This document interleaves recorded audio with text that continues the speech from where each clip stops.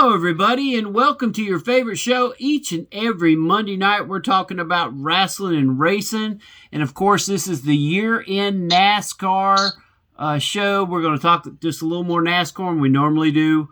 Of course, this Sunday, Joey Logano won the NASCAR championship. Of course, me and Ref had picked Tyler Reddick. He just didn't have enough speed. But before we get any further, first of all, we want to thank all of our sponsors. First, our sponsor, Hyundai of Anderson. That's right, Hyundai of Anderson, our new sponsor. Use code HOA24.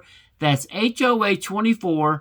When you go there, you tell them that Rasslin and Racin sent you. They will give you a chance to win a gift and also give you a great deal on a new car or truck or used car or truck. Whatever you may be looking for, Hyundai of Anderson on 28 Bypass is your one-stop shop.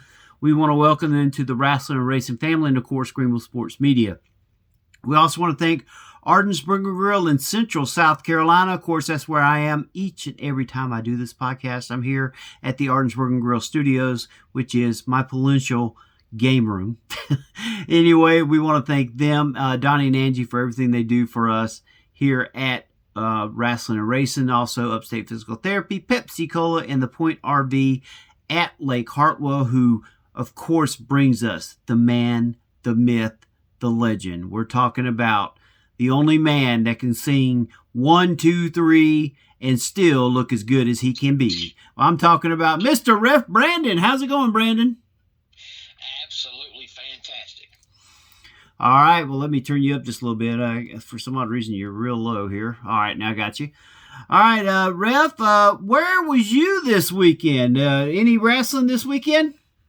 Yeah, I had SWA wrestling Saturday night. Of course, it was 244 Livestock Road, East Denali, Georgia. And we had 10 matches Saturday night. So that goes to show how many people want to be on the card at SWA Wrestling, because it's only $5 for most shows, and you can't find a ticket cheaper than that. So there's always a big crowd at SWA. We had 10 matches Saturday night, and we're going to be back there at 244 Livestock Road this upcoming Saturday for a benefit show for the referee that got killed in a car wreck back in August. His wife is struggling to pay all his medical bills, so we're going to have a benefit show for him and her this upcoming Saturday. So I'll be back there. Doors open at 6 o'clock, and bell time will be 7 o'clock. It'll be mainly, for the most part, SWA guys, but there will be a few different guys there since it is not our normal second Saturday show. So I'll be at SWA again this Saturday. All right. Well, that's some good news. Everybody can go out and check out Ref Brandon. Make sure to support him. Ref, also, where can they find you each and every day? On YouTube, Ref Brandon and the Todd family. It is 6 words, and please spell out the word and. It's mainly a college football and wrestling channel, but I do also talk baseball, basketball, NASCAR, and I've been trying to do a lot of live videos lately and chime in and respond to the comments. So if I get comments during the live videos, I'll try to talk about whatever gets asked, but for the most part, it's a sports and entertainment channel. All right, well, there you go. Well, Ref Brandon, let's go straight to it. We're talking about NASCAR. We had the championship decided today, and of course, I just already brought it up. Joey Logano wins the race and just barely passed Ryan Blaney, and of course, William Byron was third. Kyle Larson was fourth, Christopher Bell fifth, and of course, our guy, the last contestant to have a chance to win it, Tyler Reddick, came in sixth. What was your thoughts on this race? Well, it was good to see all the championship drivers up at the front, because normally, the last race of the season, it seemed like almost every year, one of the final four ends up, crashing out or whatever and finishing at the back. Well, today, pretty much all four guys ran up front just about the whole day, and Logano ends up getting. He's 34 years old and now has his third championship. So at 34, it's hard to say that he's not going to race at least 10 more years. So there's a pretty good chance that Logano may end up winning 5 or 6 championships before it's all said and done. And he now has the most championships among current drivers because him and Kyle Busch both had 2 until Logano just won his third. And anytime you ask anybody about who the best current drivers are, for whatever reason, Logano's name never gets mentioned. And I don't know why, because he makes the playoffs every year. He now has 3 championships. He wins 3 or 4 races every year. He does all you can do, but anytime you ask about the best current drivers, it's always Denny Hamlin, Christopher Bell, Ross Chastain, Ryan Blaney, Tyler Reddick, Kyle Busch, and it's like people forget about Logano, and I'm not sure why, because he does all you can do, but he just never gets any respect. I don't know why that is. Yeah. Well, I've never been a big fan of Logano. I just never was. I know when he first came on the scene and took over for where Tony Stewart was driving the number 20 Home Depot car, and then he took over that ride, and then later went on and went to Joe Gibbs, and then came in now is racing for Penske. I'm not saying he doesn't have talent, but I've just never been a big fan of his. And kudos to him. He won the championship. Good luck to him. And like you said, he's got a chance to possibly win 5 or 6. I hope he doesn't win any more, but that's just my personal opinion. And we also got to send a couple of quick congratulations to Ty Majeski. He won the Craftsman Truck Series championship. That's his first championship. And Justin Allgaier, who's been driving forever for DEI in the Xfinity Series, won his first championship. And Allgaier is kind of like Jeff Green was back in the day. He's almost too good to be in the Xfinity Series, but he's not quite good enough to be in the Cup Series. So it's glad to see him finally win his first championship. And Ty Majeski's very young, so either he'll get more truck titles or he'll be in the Busch Series or whatever it's called in a couple years. But I think Allgaier is going to always be Xfinity Series, so it's good to see him win his championship, because when he drives in the Cup filling in for somebody or whatever, he just never does worth a darn. So it's good to see him be good, kind of like Matt Crafton. Matt Crafton does great in the Truck Series, but if he tries to move up, he just ain't good enough. And that's kind of the way Allgaier is. So congratulations to Allgaier and Ty Majeski for winning their respective NASCAR Series championship. Well, I'm glad you brought that up. Let's have this discussion now. We've never had this discussion. In all fairness to some of these guys coming up from the Xfinity or Busch, whatever they want to call it, a lot of them get brought up and put into situations with teams that they have really no chance of winning. You get that rare one that joins like the Wood Brothers and somehow pulls one of the plate races out, or you know what I'm saying? I mean, quite honestly, Allgaier's never been with a great team. I mean, some of them, they can make it. I mean, even Joey Logano for the first couple years did not win a race until much later. So, I mean, I really think it's all based on what team you go to instead of just trying to rush yourself up to NASCAR. I think sometimes it's best just to wait till that right opening comes. Yeah, and I think a lot of times now that's why you see guys kind of like AJ Allmendinger. He's finally going back to Cup, next year full time, but he's in his 40s now. He ain't got long left, but he spent most of his career down in Xfinity, and Matt Crafton's almost 50. He's still in the Truck Series, because back in the day, you've seen a lot of drivers like Johnny Benson and Ted Musgrave and Johnny Sauter, and I know I'm going back in time now, but Mike Skinner and Ron Hornaday that were so good in trucks, or Busch, and then when they moved up they were just flat out awful.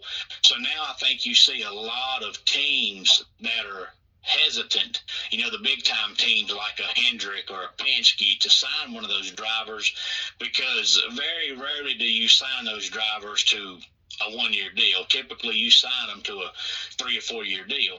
And then if you put them in that car and they ain't no good in Cup, well, then you either got to fire them and still paying their money, or you're stuck with a bad driver for 3 or 4 years. So now typically these big time teams, they sign the drivers that they know beyond a shadow of a doubt are going to be good, so that they're not stuck for 3 or 4 years sucking. And then when you do call up somebody like the Allgaier, he's driving for, Rick Ware Racing, and he's not going to be any good. But, if you're a Busch Series driver and you got a chance to drive in the Cup, you're going to do it, but you're going to be finishing in 35th place. But there's just been too many times in the past. Back in the day, it was consistently every year you'd see 10 drivers move up, and out of those 10 drivers that move up, 9 of them would suck. And I just think teams got tired of pushing these drivers too fast, and they just never do develop. And I'm not sure the reason, because the Busch Series cars and the Cup Series cars are basically the same car. There's no difference. But how many times do guys go from Busch to Cup and didn't get in Cup, and they're no good? Like Mike Skinner was another one, and he like he was going to be so good, and he never panned out. Well, there is a difference. Weight is one thing, and in the front end is a second. But the thing that I see the biggest, like you was making a comment about that, was some of these guys. I know they want to get up there. They want to get their teeth wet. They want to have a chance to see how they can do, and they're willing to do it in a car of a team that's probably heavily underfunded, not really has no business being on the thing. But back in the day, there was 43 cars at every race, regardless, and there was always 47 or 48 trying to get into it. Now you're lucky to see 38 cars, and out of those 38, 31 of them are already guaranteed a spot, and therefore you got 5 guys that are going to make the race, just trying to fight to see who's going to be in the last 5 positions. And of course, the money's different. Of course, I blame Jimmy Johnson for drowning out the NASCAR fans, but the fans support. They was building these big, humongous tracks because they was having 100 to 150,000 fans watching a race. That's not even including the ones watching at home. Now they're averaging 60, 70,000, 30,000 fans less, and the ratings are not as good. It just seems like, to me, you would take a look back and go, okay, there's nothing wrong with a Justin Allgaier, but it also depends on what system Allgaier needs to go to. Justin Allgaier, if I was him, I would not come up unless I saw the right position. Yeah, I don't think he will. That's a couple of years ago, they had asked, Matt Crafton if he ever wanted to move up, because he won basically 3 straight championships almost in trucks, and was up front all the time. And they asked him, would he ever move up? And he said, well, I'm not going to say that I wouldn't, but, I just have not felt like I've got the best opportunity to win. And I would rather, stay here in the truck series where I know I'm going to compete and move up, just for the sake of saying I moved up, and get out there and just run circles. If I can't compete, I don't want to do it. And I think Allgaier's kind of the same way. I think he feels like, I'd rather, run Xfinity Series and compete for titles and win races every year than move up to Cup and be out there cutting laps. But now that they've pretty much almost got rid of all the charter cars and all the starting park cars, if you don't race for one of the big time teams in Cup, you're not going to compete. I mean, you just look at Kyle Busch. Back in the day, Childress was one of the top teams in NASCAR, but for 20 years, Childress has sucked. And Kyle Busch went from being one of the best 5 drivers in NASCAR to barely being top 20. And I don't think Kyle Busch all of a sudden forgot how to drive. It's just he's driving for Childress. And now, if you don't drive for Hendrick or Gibbs or Penske and maybe Trackhouse, you can just about forget it. You better off being in truck. I know you're not going to make near the money, and you won't get talked about near as much, but if I was a driver, I'd rather be in the trucks or Busch and win titles than go to Cup and finish 35th. I mean, what good is that doing? Well, also, you mentioned contracts. Yeah, there might be 3, 4, 5 year contracts, but now all of them are performance based, so therefore they can get out of them pretty quick. So if they feel like I'm gonna give up being on a good Busch team, or excuse me, Xfinity race team, to go up and suck for 1 year and lose my job because the car team goes under or whatever, that 3 or 5 year contract goes nil void because it's all based on performance. And if I'm not racing, or if I'm not performing at top 20s or top 10s, then I'm not going to have a job anyway. Yeah, and I honestly feel like Justin Allgaier was going to try to hopefully move up, because if you recall, like 3-4 years ago, there was a big time rumor that Dale Earnhardt Jr. was going to start running Cup teams, and I think Allgaier's plan was to follow Jr. from Xfinity to Cup. And then last year, it might have been 2 years ago, they started saying, never mind, Junior's going to stay in Xfinity. So I think Allgaier said, forget it. I'm just going to stay with Junior, because they say he's fun to drive for, easy to get along with, and he's pretty much the Rick Hendrick of Xfinity. So if you drive for him, you're going to win races and win championships all the time. All right, well, there's our discussion for this year. As we close it out, let's look forward to a couple of things. First, new thing for next year, the Busch Clash is going to be at Bowman Gray Stadium. That's in Winston-Salem, North Carolina. It's not going to be in California this year. Another, I guess, football field turned into a racetrack. What's your thoughts on that, Ref? I'm glad they're doing things like that, and to be honest with you, it doesn't bother me, because those kind of races are kind of like preseason football. They don't mean anything, so if it works and it helps the sport, great. But if it doesn't work, it's practice, so you're not hurting anything. But since it's practice, I think it would get kind of stale if you did it at the same time, at the same track every single year. So I kind of like the idea of them moving it around and going different places with it, and that way everybody gets a chance to see it. So I think it's a great idea. Yeah, it was a NASCAR sanctioned quarter-mile asphalt flat oval track with a long-standing football stadium located in Winston-Salem, North Carolina. So this is a former NASCAR track turned into a football field. So it's definitely, I don't know, man. This is seems like every time you turn around, there's something else. Of course, we're back at North Wilkesboro the last couple of years too, doing the All-Star race. So I guess this is just par for the course. Of course, that's February 2nd. Then, of course, the duels at Daytona will be right after that. Then Atlanta. Then we go out west again. As everybody knows, after Atlanta, you head out to Texas, Arizona, Las Vegas, then back to Homestead, and then Martinsville, and then after that we go into our normal season. Something I did not see here was I did not see California at the first of the year. Usually California this past year was back on there, but once again it's gone. It's like Nevada. They go to Phoenix and then Las Vegas, and then Ref, we don't see California there at the first part of the year. And back in the day, California was probably, in my personal opinion, the worst track on the schedule.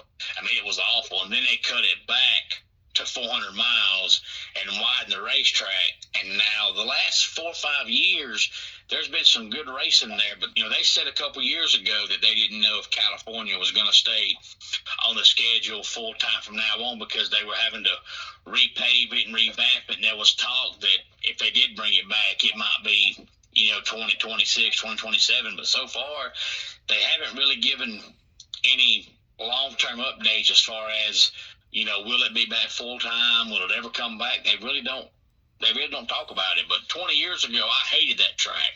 But the last 5 or 6 years that they've gone there, it's been pretty good racing. Couple of the new things added this year, coming year, Sunday, June 15th, NASCAR heads to Mexico City. Adramo Hermanos Rodriguez Raceway. That's going to be in June. Sonoma, of course, is back on July 13th, which is a different date than it normally has been. Normally, it's been much later. Watkins Glen has been moved up to August 10th. And, of course, the playoffs will start after that, and we'll have some different tracks going in there, as we got the Worldwide Technology Raceway in Illinois added September the 7th. Into the playoffs. I guess they're moving stuff around. And then, Ref, I tell you, I think it's just, now they do not have the final 4 races other than Phoenix on November 2nd. So, no, they do. I'm sorry. They got Las Vegas, Talladega, Martinsville, and Phoenix. So, out of that, Las Vegas replaces Homestead in the final round. So, I enjoy them doing that because I can recall, back in the day when NASCAR was so popular, that even the diehard NASCAR fans would sometimes complain because they went to the same track the same weekend every year. And they said in no other sport do you have the same schedule every year. A football team doesn't play the same 12 teams, same weekend every month. So why should NASCAR have the same tracks, the same weekend every year?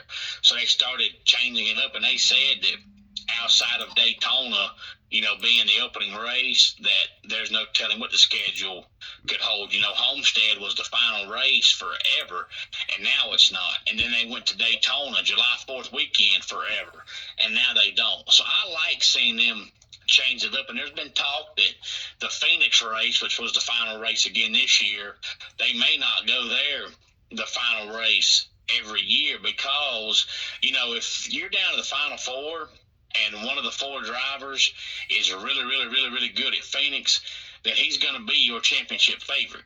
If you've got one of the drivers that does not run good at Phoenix, then you pretty much know he's not going to have a very good day. But if you change it up every year and make the final race somewhere different, then you're giving different guys a chance. But it's also hard because, since NASCAR season's so long, it's November. By November, it's cold in a lot of places. You can't hold a championship race in Michigan when it might be 35 degrees. So, some places you just can't go to in November. But Phoenix is pretty much hot year round. You can go there whenever you want to. Yeah, that's true. All right, let's go to wrestling, Ref. Real quick before we hop off. WWE, the new bloodline, has been reunited as Sami Zayn, who looked like he was going to be joining as a 5th member of the new bloodline, ends up saving Roman Reigns and joining the OTC. What's your thoughts on that? Well, you and I have been talking about this for a while, and I believe I even said, if I'm not mistaken, that I predicted Survivor Series was going to be Roman Reigns' bloodline against Solo's bloodline, because I just thought that's the direction it was going. And the next thing needs to be the losing team needs to disband, because I think it's done about all it can do now with 2 different bloodlines, and there's just no point keeping this thing going forever. So I'm hoping that Survivor Series is Roman's bloodline against Solo's bloodline, and the losing team has to disband. That way, at least you're cutting out one half of the bloodline storyline. Otherwise, it's going to be like the NWO and WCW, and everybody in the company is going to be in the bloodline. That's just stupid. So I'm hoping that Survivor Series, the losing team has to disband, but I don't know what they'll do with that losing team. But this storyline can't continue forever. You can't have every single premium live event be bloodline versus bloodline. That's kind of like back in the days of WCCW, when every single pay-per-view ended with the Von Erichs against the Freebirds. You can only do so much with that. After a while, it's ran its course. Yeah. Well, Ref, very good talk. We said we was going to definitely give NASCAR more bubble this week, and we definitely gave it to them. Yeah, we did. And in case people haven't heard, WWE announced starting in January that Raw and SmackDown will both become 3 hours. There was talk that Raw might stay with 2, but now Raw and SmackDown are both going to be 3 hours. And Royal Rumble next year is not going to be in January. It's going to be in February, which tells me that they have definitely cut back on the premium live events. So I'm guessing there won't be one at all in January. So I don't know if they've gone from 12 back to 11 or if they're going to go back to 9 or 10, but definitely with the Rumble being in February, that tells you they're cutting back at least by 1. So that's good. It saves people time having to watch so many of them, especially the diehard wrestling fans, because you've got TNA pay-per-view one weekend, WWE one weekend, AEW one weekend, and you're pretty much spending every single weekend watching wrestling. So at least it gives people a little bit more free time. And Baron Corbin got released over the last couple of weeks. I hate that, but I pretty much saw it coming. And Indy Hartwell also got released, and I hate that, but I pretty much saw that coming. And they say Charlotte Flair is due back to return at any time now. They're supposed to be bringing in a Women's United States Championship, so don't be surprised if Charlotte returns just in time to either win that title or be in a tournament to win that title. And still no word on Becky Lynch if she's going to return. She's still a free agent. And Samantha Irvin, who quit WWE a few weeks back, has said she is not going to AEW. She has no desire to go there. And she says the only reason she left WWE is because she did not want to be a ring announcer, even though she was really good at it. She wanted to do other stuff, and she kept waiting to do other stuff, and it just didn't happen. And you can't blame WWE because she was such a good ring announcer. You don't want to take somebody off of something they're so good at and put them somewhere else, especially nowadays. They've got so many managers. She's not really going to stand out as a manager, and she wasn't a wrestler. So I don't know how many other things she could have done besides be a ring announcer, but you hate to see somebody who is that good at their job not want to do it and leave the company because of that. But she says she wants to be a singer, and that's kind of why she left, is because her passion is being a singer, and she knew with their road schedule she just couldn't sing because she didn't have enough free time to sing. Well, at the same time, we heard the same thing with Renee Paquette whenever everybody said, was she going to AEW? And she would say no. Her husband was there, and she was fine, staying at WWE or being at home. And, of course, look where she's at now. So we all know there's always things being said just to throw people off. And then next thing you know, you show up, and guess who's being introduced as the new ring announcer. So it leads to see. I think if it happens, it'll be probably next year. I think she will. Oh, go ahead. I wish she would go because I can't stand Justin Roberts. I ain't never liked Justin Roberts, but I also know that with Justin Roberts being there, even if she went there, she's not going to be ring announcer because he's a ring announcer. But I have never liked Justin Roberts. I would take Samantha Irvin over Justin Roberts ring announcer any day of the week. Well, I was going to say is she is signed a contract for singing to start her career as far as with a record company. So I think they said it'd be next year for her album comes out. So I think she's going to give it a shot. So if it does happen, it might be a year, 2 years before we see anything like that, unless Ricochet is able to talk her into it. But who knows? I mean, Ricochet might not be there in 2 years, so maybe that's what she's going to let him see how he does there. Because we do know there's been stars that go to AEW and they fall, and then some don't. So it just really depends on how Tony Khan uses them, and we won't get into that conversation. But yeah, I know, and you and I talked, the other day about, hoping Shelton Benjamin would finally get a push. And then the other day I was hearing people complain that he's only had 3 matches and he's already got beat. They're already burying Shelton Benjamin. And I was like, oh, my gosh. Can we give this time? I mean, just because you lose a match don't mean you're getting buried.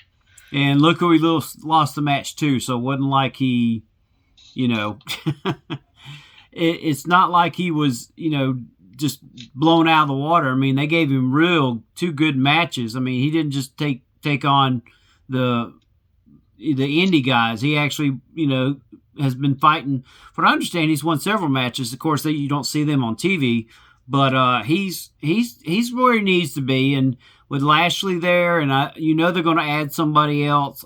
I'm kind of curious to who it's going to be, because it could be Swerve, it could be.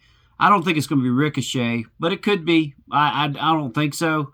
I think Ricochet is going to team with Swerve, and I think they bring in Hobbs, and they'll take on the Hurt Business, which will be Lashley, Shelton Benjamin, and then another superstar that we haven't seen probably in a while, and that's Wardlow. You think they'll put Wardlow with them? I've heard from my guy there that they have been trying him out with Lashley because of the size and the strength and all. Who knows? I mean, he's still under contract. I also heard Ricky Starks, because Starks is supposed to be coming back.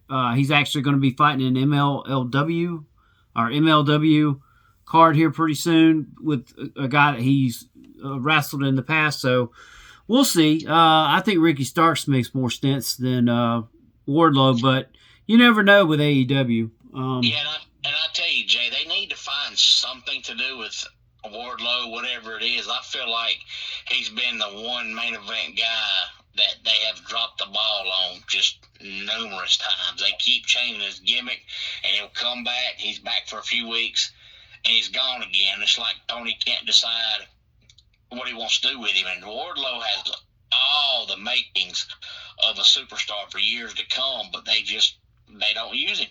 Him and Lance Archer both, they're there and they're gone. And it's like, if you're going to have these big men and not use them, why even have them? But Wardlow will come and show up, and he's gone. He shows up, and he's gone.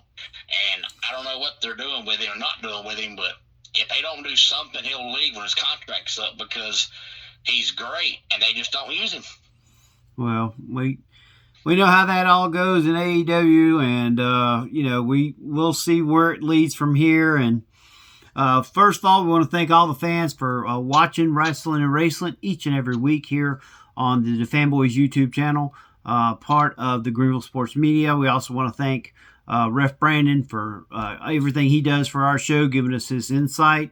Also, we want to thank Hyundai of Anderson, code HOA24. Use that code, and you go in there, they'll give you something to scan. You'll scan it, and they'll give you the free gift when you buy your car. That's right, when you buy your car, because they're going to give you such a great deal, you're going to want to buy a car.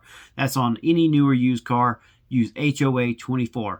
Also, go to Ardensburg Grill in Central South Carolina. Thank you to Pepsi Cola, the Point RV at Lake Hartwell, who brings us Ref Brandon each and every week. We want to thank them. Ref Brandon, real quick, where can they find you? On YouTube every single day at Ref Brandon and the Todd family. There you go, folks. This has been Jay. He's Ref Brandon, and this has been Rasslin and Racin Podcast, brought to you each week by Greenville Sports Media.